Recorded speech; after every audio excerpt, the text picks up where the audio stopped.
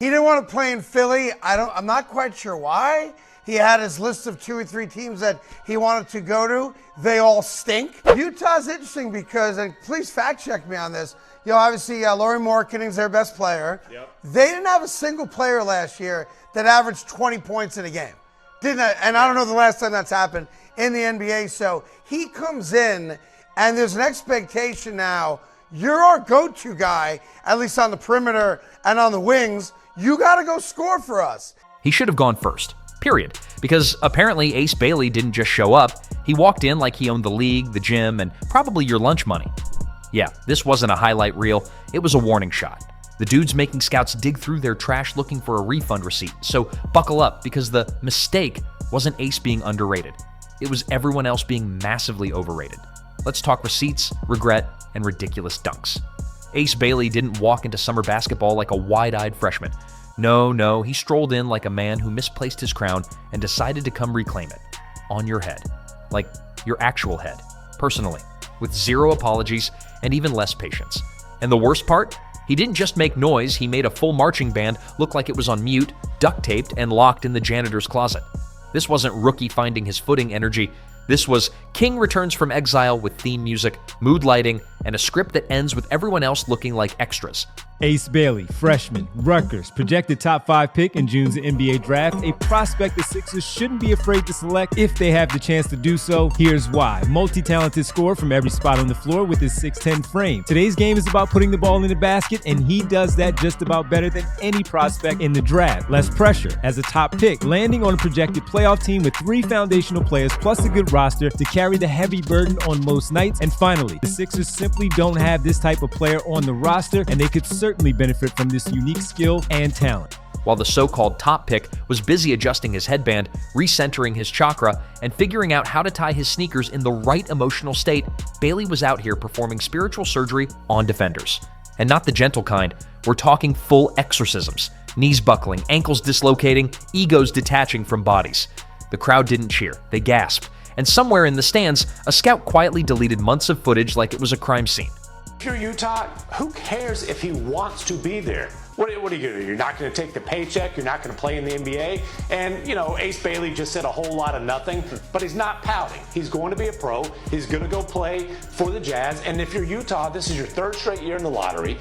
None of the previous guys that you've gotten in these last couple drafts have flash star potential. You have to take a swing at the highest ceiling guy on the board. This is a team that is in desperate need of a young star that they can build around. Ace Bailey has that kind of potential. There's some risk involved.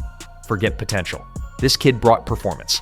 He didn't ask for permission, didn't wait his turn, didn't learn the system. He was the system. The playbook adjusted to him. Coaches didn't direct him, they just tried to stay out of his way. Every possession felt like a new episode of a series called How to Ruin a Defender's Weekday. Had you had any idea they had any interest in you? No idea. Ace, there was a lot of speculation to build up in your draft process. You seem pretty happy to me to be going to Utah. Well, what do you say to people that maybe just don't believe that? I mean, I can control what I control, so how they feel. But to my team and me, me focusing on the basketball and them doing what they doing, so it happens. First scrimmage, ankle-snatching dunk festival with a side of confusion and shame. Second game, a masterclass in "This gym is mine now," and you could feel the crowd realizing it in real time. Third appearance? At this point, security was probably checking to see if he had forged documents or brought a time machine, because there's no way someone this composed, this dominant, this casually surgical is just getting started. And let's be honest, he wasn't even sweating yet. Meanwhile, the top pick, that guy, is somewhere in the background doing exactly what top picks love doing, looking vaguely overwhelmed, deeply introspective, and occasionally hitting a layup while fans convince themselves it's flashes of greatness. You know the look. Brows furrowed like he's pondering quantum mechanics, arms flailing defensively like he's trying to swat away his own doubts, and then the occasional moment where he actually completes a play and the crowd erupts, mostly out of relief. They keep saying, "It's early," which is always code for, "This might be bad, but let's all pretend it's performance art." I want to know what's going on in Ace Bailey's camp, because I don't, but I'm hearing a lot of madness outside of him canceling workouts and allegedly, I say this allegedly again, asking for money during team interviews. I don't know if this is some NIL residue but I'm hearing that Sharif Cooper's father, Amar Cooper, is his agent, and that's dangerous sometimes. We've seen the father-son duo work. Tobias Harris's dad represents him, and he's went in there, got his bread.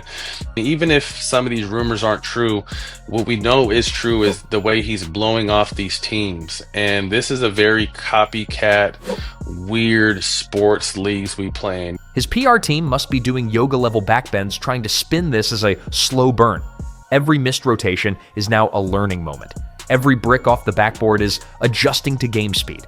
Every time he gets dunked on by a guy who drove himself to the game in a 2008 Toyota Corolla, it's part of the growth process.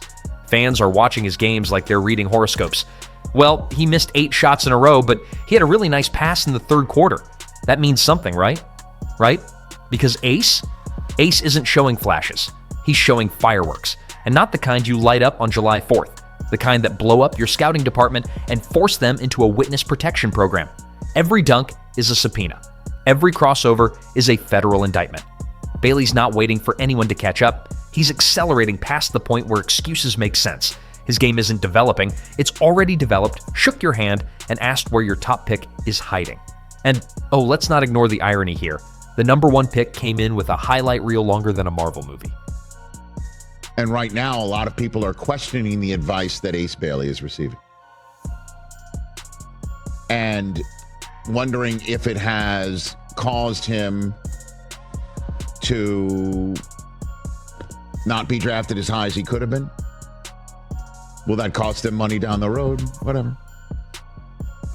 Looks positively miserable in every photograph you see of him with a Utah Jazz hat on. Word is that his representation told one team in the top 5. It had slow-motion dunks, deep background music, aerial drone shots of middle school tournaments, basically everything short of a post-credits scene. He had mixtapes, documentaries, trust the process voiceovers, you name it. They even gave him a nickname that sounded like a Marvel villain crossed with a self-help guru. The media built him up like he was the second coming of whoever they were obsessed with last year. The next big thing, the franchise savior, the chosen one, part 17.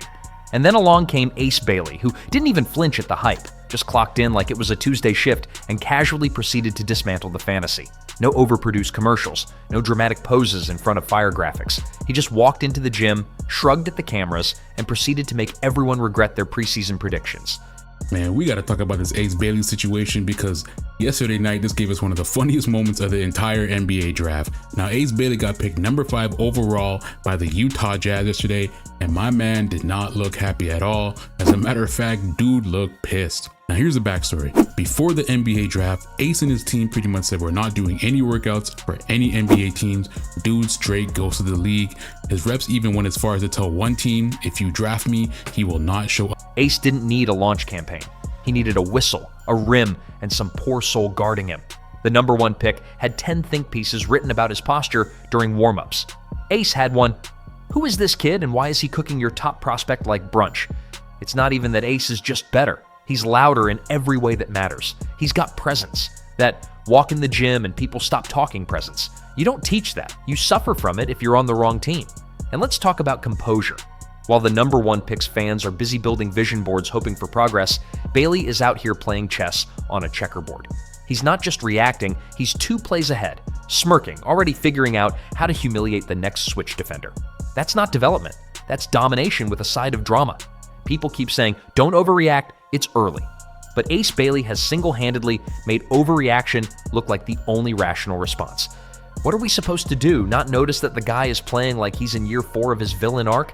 Even the crowd knows what's up. Pivot on the best. So last week we had the NBA draft happen. Yep. No surprise what happened, who went first, which Cooper played. Give some reactions. He was told not to necessarily have any reactions, so he don't become a meme or anything like that. Like, let's not mince words. Let's get to what we want to talk to. Ace Bailey, number 5, got drafted to the Utah Jazz. You can feel the tension shift when Bailey gets the ball. It's like everyone collectively inhales, half expecting someone to lose a career mid-crossover. Then you pan to the number 1 pick, and there's this uncomfortable silence. It's the kind of silence where hope goes to die. Not because he's terrible, he's fine, but fine looks like a participation trophy when Ace is out here delivering declarations of war. And the media spin. You'd think the number 1 pick was inventing calculus with the way they praise a decent box out. Look at the fundamentals. Sure, meanwhile, Bailey is reverse dunking in traffic like gravity sent him a cease and desist letter. But hey, fundamentals, right? Scouts are sweating. Executives are suddenly questioning their existence. And you just know someone in a front office is Googling how to time travel and undo regret. Because Ace Bailey didn't just pop onto the scene, he detonated on it. And he did it without the usual theatrics. No overhyped Instagram workouts, no flashy rise and grind monologues, just cold-blooded performance that makes you wonder how everyone missed it in the first place. No team in the top 5 needs to make a deal more than the Utah Jazz. They've got to get inside the top 3. They've got to get their hands on Ace Bailey or Dylan Harper. Some definite questions about Ace Bailey, but at his best, he has a really high ceiling. He is a bona fide shot maker, a elite offensive player on the wing. To me, if they sit at 5 and just draft the best player on the board, that's a whiff. They've got all these draft picks. Like, Utah's got to do something, man. Maybe Bailey doesn't work out. Maybe he's not, the guy that some teams think he is, but he at least has a... And now, the excuses are piling up like unpaid parking tickets. He's just adjusting, they say. Give it time. But Ace didn't need time. He needed a ball, a rim, and a couple of hapless defenders to humiliate. And he's doing it with a smile that says, I know you doubted me. Let me help you live with that. At this point, it's almost bullying. The way he glides past defenders like they're warm-up cones, the way he sinks threes like he's reading bedtime stories, the way he makes elite athletes look like confused freshmen in gym class. It's not just impressive, it's inappropriate. He's turning scrimmages into trials and sentencing people to irrelevance. Even the coaches are starting to sweat. There's no playbook for a guy who might accidentally make your franchise player look like a clerical error. You can't scheme around that. You just pray he has mercy and doesn't end up on every highlight reel from now till Christmas. Let's not forget the fans. Oh, the fans. They're starting to shift their loyalty faster than a bandwagon with a turbo engine. One minute it's, our number 1 pick is the future. Next minute it's, man, Ace is just different though. And honestly, can you blame them? Watching Bailey is like watching a prophecy unfold. Watching the number 1 pick is like checking your phone for a refund policy. The internet is already on fire. Every clip, every play, every moment of Ace looking like he's rewriting the scouting handbook gets dissected frame by frame. Tell us. Malika, Ace Bailey did not work out for a single NBA team. He's the only U.S. prospect that declined to do so. This was not one of his preferred destinations, Utah. He was hoping to get to either Washington, New Orleans, or Brooklyn. The Utah Jazz selected Ace Bailey knowing that this is a little bit of a stunner, but if you think about it, this is an outstanding place for Ace Bailey. They have a wide open wing situation. They have a huge need for a star in his mold. They have an outstanding coaching staff. I think Ace Bailey is going to recover from this very quickly and realize that he landed in an outstanding situation with the Utah. Meanwhile, the number 1 pick's clips look like a therapy session. Hesitation, dribbles, missed rotations, the occasional nervous smile like he knows the Wolves are circling. Let's be clear, nobody's saying the top pick is bad. But when Bailey's out here turning every gym into a courtroom and handing out judgment with every possession, being not bad starts to feel like being stuck in airport security while your flight to stardom takes off. It's not just that Bailey's better, it's that he's obvious. There's no need for long think pieces or complicated analytics. You watch for 5 minutes and immediately think, yep, that guy. There's no debate. No, well, maybe if he develops a left hand and adds 12 pounds of muscle. No, he's already dangerous. Even NBA players are probably side-eyeing their phones. Who is this kid? Where was this during the draft process? Did we miss a memo? The answer, yes. You missed a memo, a meeting, and a miracle. Because Ace Bailey is doing everything the number 1 pick was supposed to do. Just faster, cooler, and with better hair. We're all locked in on what an 18-year-old is doing right now in the NBA. Because whenever you're hearing... Hold on a minute. Correct. Everything that's happening with Ace Bailey right now needs to be understood or needs to have the underpinnings. There we go. Found the words. And while we're at it, let's talk mentality. The number 1 pick looks like he's trying not to mess up. Bailey looks like he's trying to prove a point, and he's doing it with the energy of a man who took it personally. You can see it in his swagger. Every step says, I was never supposed to be second tier. Now, watch me erase the hierarchy. Remember when everyone was arguing over who should go number 1? Seems quaint now. Cute, even. Because if you're not at least pretending to regret that decision right now, you're either lying or you're Ace Bailey's agent. And this is just summer. Summer! The season where everyone's supposed to relax, experiment, and pretend the rookies are still getting their sea legs. Bailey didn't get sea legs. He got a speedboat and decided to run laps around the entire draft class. Imagine what happens when the real season starts. When the lights get brighter, the games matter more, and Bailey's already got a 6-month head start on humiliation. The number 1 pick better hope for a miracle, or a trade to a market with zero media coverage, because this script is already writing itself. And the league? Oh, the league is watching, quietly panicking, because every year there's a what if, and a maybe he'll develop. But this year, there's an Ace Bailey, and he's already flipping the narrative like a plot twist in a telenovela. Bailey dilemma is no doubt the biggest story of this year's NBA draft, and today it just got a whole lot weirder. So yeah, a report came out today that Bailey's been refusing to work out with certain teams. And the reason is because he wants to go to a team with a clear pathway to stardom. Sort of sounds like what Alex Sarr did last year. And here's the thing about Ace Bailey. He is no doubt one of the most talented guys in this draft. I mean, 6'8", freaky athlete, 3-level scorer. He's the kind of guy you build on 2K. No build-up, no suspense, just straight to the betrayal. Meanwhile, the number 1 pick is probably trying to figure out if he can turn off notifications on reality. Because every play Bailey makes is a reminder, a billboard, a highlight, a moment that screams, this was the guy. Not the safe pick, not the marketable one, the actual one. But sure, let's give it time, let's wait and see. Let's ignore the fact that Ace Bailey is out here using the court as his stage, his platform, and his playground, all at once. Let's pretend this isn't happening while executives quietly Google emergency redraft rules. And as the season inches closer, one thing is already painfully clear. The number 1 pick might have been safe.